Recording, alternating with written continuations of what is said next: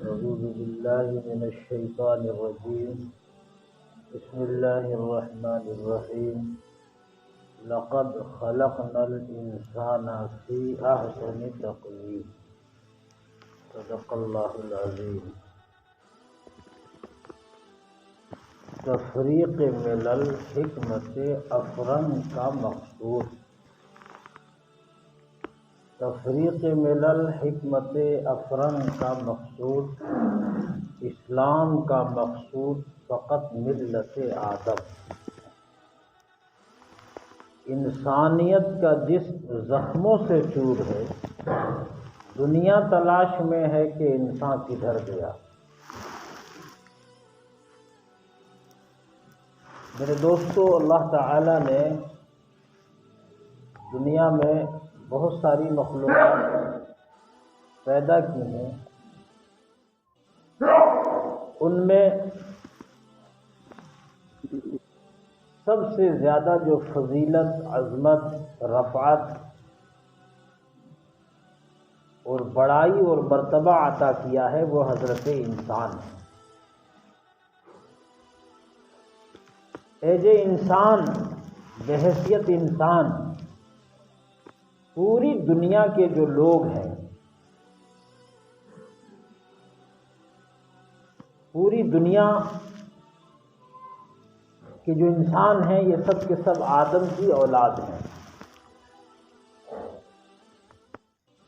اور آدم علیہ السلام کی اولاد ہونے کے ناطے ہر ایک انسان کا احترام اور اس کی تکریم یہ اللہ تبارک و تعالی کی طرف سے عطا کی گئی ہے. اللہ نے فرمایا وَلَقَدْ كَرَّمْنَا بَنِي آدم. ہم نے اولاد آدم کو قابل تکریم بنایا ہے، احترام والا اور عزت والا بنایا ہے. یہ اسلام آج سے 1400 سال پہلے اللہ نے اپنے قرآن میں اسلام کی تعلیمات میں انسانی آزادی اور انسانی حقوق اور انسانی عزت و احترام، ان کے جان و مال کا پاس و لحاظ اسلام نے 1400 سال پہلے کر لیا تھا. لیکن آج کے جدید دور میں جو ہمارے تعلیم یافتہ لوگ ہیں، عصری تعلیم پانے والے، عصری درسگاہوں سے فیض حاصل کرنے والے، یا بدقسمتی سے ان کا تعلق اگر بیرون ممالک سے ہے تو وہ اسلام پر فقرے کسنے لگتے ہیں اور یہ کہتے ہیں کہ اسلام نے انسانی حقوق کو پامال کیا ہے، دبایا ہے.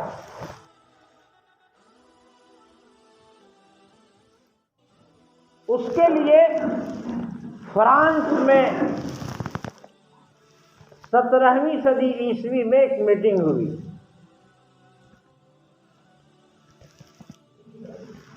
اور اس میٹنگ میں انسانی حقوق کا ایک چارٹ بنایا گیا اور اس چارٹ میں بہت سارے دفعات مرتب کیے گئے. پھر اس کے بعد ایک دور آیا اسی فرانس میں جب حکومت تبدیل ہوئی تو پوری دنیا میں چونکہ یورپ کا ایک نظریہ یہ ہے کہ ہر اچھی چیز کو، ہر بہترین چیز کو وہ اپنے طرف منسوب کرنا چاہتے ہیں، تو ایک ہوا کھڑا کیا، ایک شوشہ تیار کیا کہ ہم پوری دنیا میں ہیومن رائٹس کے اور انسانی حقوق کے بڑے علم بردار ہیں. اور اس لیے شاید آپ لوگوں کو معلوم نہ ہو کہ کل یعنی 10 دسمبر کو 10 دسمبر 1948 میں ایک دستور مرتب کیا گیا، universal declaration of human rights. اس میں وہ دفعات لکھے گئے اور 10 دسمبر 1948 کو یہ دنیا میں نافذ کرنے کا اعلان کیا گیا، اور ہر سال 10 دسمبر کو عالمی حقوق انسانی دیوس یہ منایا جاتا ہے، universal declaration of human rights day, human rights کا دن منایا جاتا ہے۔ تو آج ہم اس مختصر وقت میں ایک جائزہ لیں گے کہ جو ان کے دفعات ہیں اس کے تعلق سے اسلام نے کیا نظریہ پیش کیا ہے اور اسلام ہمیں کیا تعلیم دیتا ہے، اسلام میں انسانوں کے حقوق کے لیے کیا کچھ مواد موجود ہے، یا اسلام کے پیغمبر حضرت محمد الرسول اللہ صلی اللہ علیہ وسلم نے ہیومن رائٹس کے لیے کتنا بڑا کام کیا ہے اور کیسے انسانی سماج کو عزت و احترام کی منتہا عطا کی ہے، یہ ہم سمجھنے کی کوشش کریں گے۔ ان کا سب سے پہلا جو دفعہ ہے اس میں ہے آپسی مساوات، یعنی ہم آہنگی، پوری دنیا کا انسان، پورے سماج کا، جو پورے کائنات کا انسان کی حیثیت سے برابری درجہ رکھتا ہے، یہ ابھی اس دور میں وہ اعلان کر رہے ہیں، لیکن میرے آقا امام الانبیاء حضرت محمد الرسول اللہ صلی اللہ علیہ وسلم نے اس زمانے میں جب علم کا کوئی بول بالا نہیں تھا، پوری دنیا میں جہالت تھی، اور اس زمانے میں جس طریقے سے انسانیت کا شوشش اور انسانوں کا استحصال ہوا ہے اور غلامی کی پرتھا جہاں عام تھی، آپ نے انسانوں کے حقوق بتائے، اور آپ نے بتایا کہ کسی عربی کو، کسی اجمی پر، کسی اجمی کو، کسی عربی پر، کسی کالے کو، کسی گورے پر، کسی گورے کو، کسی کالے پر کوئی بڑائی نہیں ہے، کوئی فضیلت نہیں ہے، الا یہ کہ اس کے اندر تقوی ہو، اس کے اندر اللہ کا خوف ہو، اس کے اندر خدا تعالی کا ڈر ہو، اس کے علاوہ کوئی فضیلت اور بڑائی کی چیز نہیں تھی۔ اس لیے اللہ کے نبی صلی اللہ علیہ وسلم نے یہ چیز برت کر کے اور اس کو کر کے دکھایا کہ آپ اس مکہ مکرمہ میں بہت سارے چودھری اور بڑے قریش کے سردار اور بڑے سردار قسم کے لوگ آپ کے پاس نہیں آتے تھے، آپ سے کہتے تھے کہ آپ کے پاس چونکہ غریب لوگ رہتے ہیں، فقیر قسم کے لوگ رہتے ہیں، وہ لوگ رہتے ہیں جن کا سماج میں کوئی رتبہ نہیں ہے، کوئی مرتبہ نہیں ہے، کوئی مقام نہیں ہے، اس لیے ہم آپ کے قریب نہیں جاتے ہیں۔ آپ اندازہ کیجئے، ایک طرف سیدنا حضرت ابوبکر صدیق رضی اللہ تعالیٰ عنہ ہے، اور دوسرے طرف آپ کے خرید آزاد کیے ہوئے غلام حضرت بلال ہیں۔ بلال رضی اللہ تعالیٰ عنہ کا رتبہ بحیثیت انسان کے، بحیثیت آدمی کے، بحیثیت صحابہ کے یہ برابری کا درجہ رکھتا ہے۔ آپ نے لوگوں کے حقوق کی تقسیم میں کبھی بڑائی کو اور کبھی چھوٹے لوگوں کو، کبھی آقا اور غلام کو میں فرق نہیں کیا۔ اللہ تبارک و تعالی نے اس چیز کا اعلان فرمایا کہ اولاد آدم قابل تکریم ہے، انسان یہ عزت کے قابل ہے، اور اللہ نے عزت کا تمغہ ان کو عطا کیا ہے۔ اس لیے انسانوں کو یہ رائٹ حاصل نہیں ہے، انسانوں کو یہ حق حاصل نہیں ہے کہ اس کے اندر وہ تفریق پیدا کرے، اس کے اندر وہ بٹوارا پیدا کرے۔ آج ہمارے سماج میں بھی ایسی چیزیں پیدا ہو رہی ہیں، جیسے ہندوستان میں، ہمارے ملک میں، چونکہ اس ملک پر ایک زمانے تک ایسے لوگ قابض رہے جن کے درمیان میں ون ویوستھا تھی، یعنی لوگوں کو بانٹا گیا ان کے پیشے کے اعتبار سے یا ان کے ذات برادری کے اعتبار سے انہوں نے بانٹ دیا۔ وہ بتایا کہ برہما جی نے جب پیدا کیا تو براہمن کو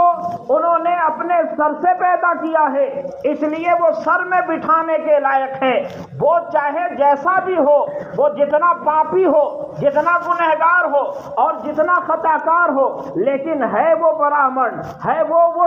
سر سے پیدا ہوا ہے، اس لیے اس کا مقام بہت اونچا ہے، بہت اس کا رتبہ بڑا اونچا ہے، اس کو اس کے مقابلے کا کوئی دوسرا نہیں ہے۔ پھر دوسرا پیدا ہوا تو اس کو چھتری بنا دیا کہ اس کا کام ہے جنگ کرنا، لوگوں کے سامنے حکومت کرنا اور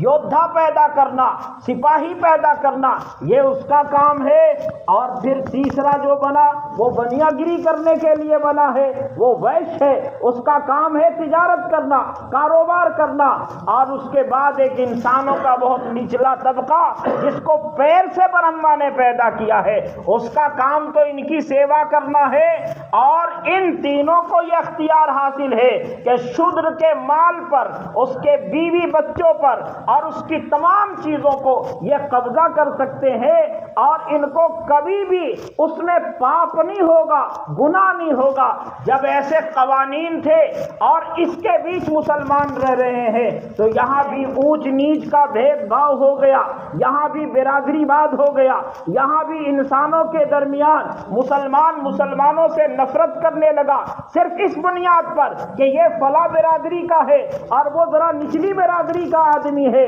یہ دنیا ہے، یہ جلا ہے اور یہ فلاں ہے اور فلاں ہے۔ اس بنیاد پر آپس میں تعصب، آپس میں نفرت، آپس میں خرابیاں، جبکہ اسلام اس چیز کو سرے سے خارج کر دیتا ہے۔ اللہ نے فرمایا یا ایھا الناس انا خلقناکم من ذکر و انثی، اے انسانوں سنو، ہم نے تمہیں ایک مرد اور ایک عورت سے پیدا کیا ہے۔ یہ مرد عورت کے علاوہ اور کس چیز سے پیدا ہونے والے لوگ ہیں؟ کوئی سونے کے کھول سے نکل کر کے یہاں تو نہیں آیا، یہاں تک کہ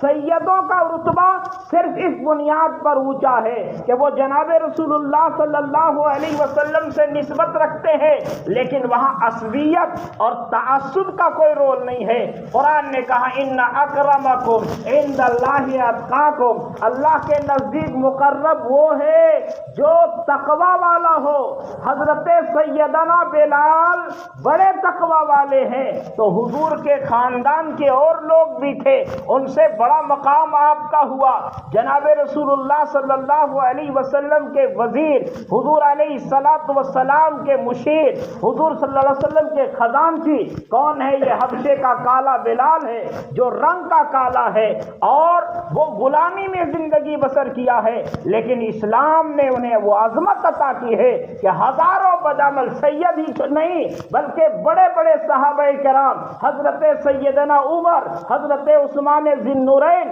یہ بھی اپنا سردار سمجھتے تھے حضرت بلال کو۔ یہ رسول اللہ صلی اللہ علیہ وسلم نے ہمیں یہ تعلیم دی تھی کہ یہ خاندان اور یہ قبیلے، یہ ونشج، یہ کس لیے ہیں؟ یہ صرف اس لیے ہیں کہ تم ایک دوسرے کو پہچان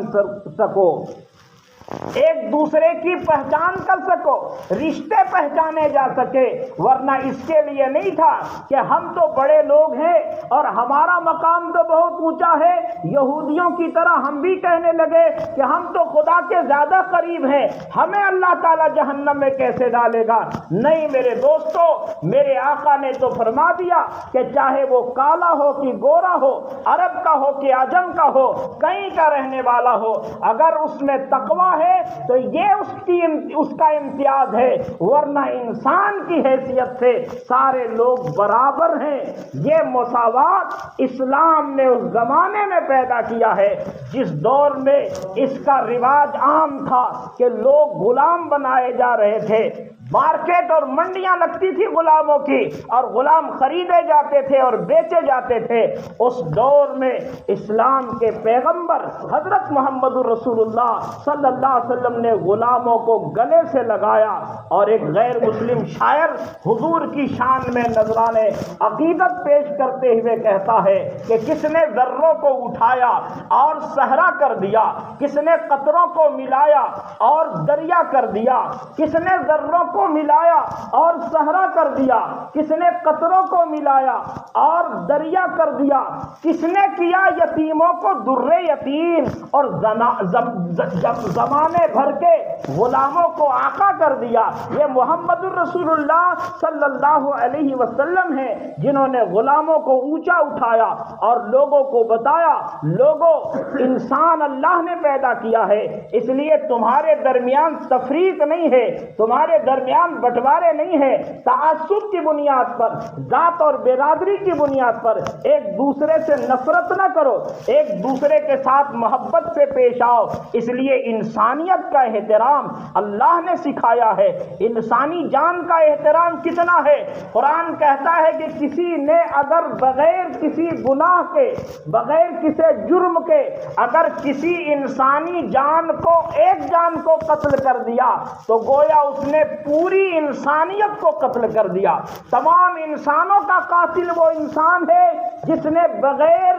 گناہ کے، بغیر جرم کے کسی جان کو قتل کر دیا۔ اب بغیر جرم کا مطلب یہ نہیں ہے کہ کسی کے ساتھ میرا جھگڑا ہوا تو اس کا بدلہ ہم خود لے لیں، اس کے لیے عدالت ہے، اس کے لیے قانون ہے، اس کے لیے دستور ہے، آپ اس کے مطابق اس کو سزا دے سکتے ہیں، خود سے کسی کو سزا دینے کا اختیار ہے ہی نہیں ہے۔ یہاں آ کر ایک مسئلہ اور سن لیجئے، ہمارے نوجوانوں کے اندر جوش بہت آتا ہے کہ جب کوئی معاملہ ہو جاتا ہے، جیسے ایک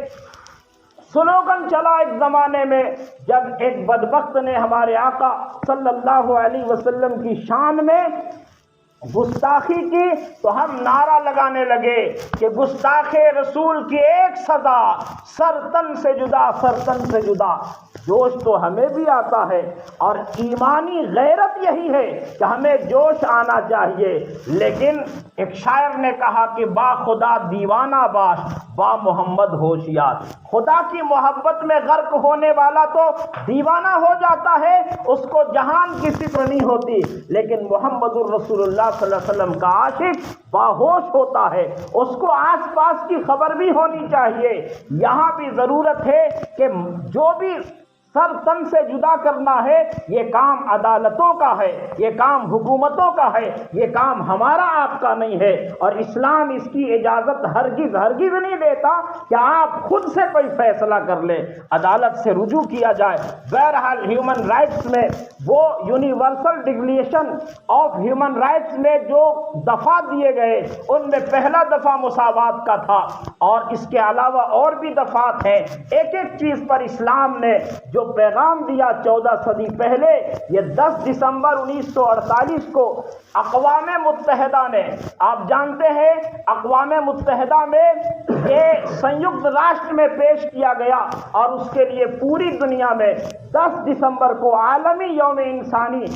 منایا جاتا ہے، ہیومن رائٹس ڈے منایا جاتا ہے۔ اور ہم کو آپ کو پتہ نہیں ہے کہ ہیومن رائٹس کے سب سے بڑے داعی ہمارے آقا حضرت محمد الرسول اللہ صلی اللہ علیہ وسلم ہیں۔ آئیے ہم اور آپ کھڑے ہو جائیں اور مسلمان متحد ہو کر کے انسانی حقوق کے لیے کھڑے ہوں۔ اللہ تبارک و تعالی ہم تمام لوگوں کو اس کی توفیق عطا فرمائے۔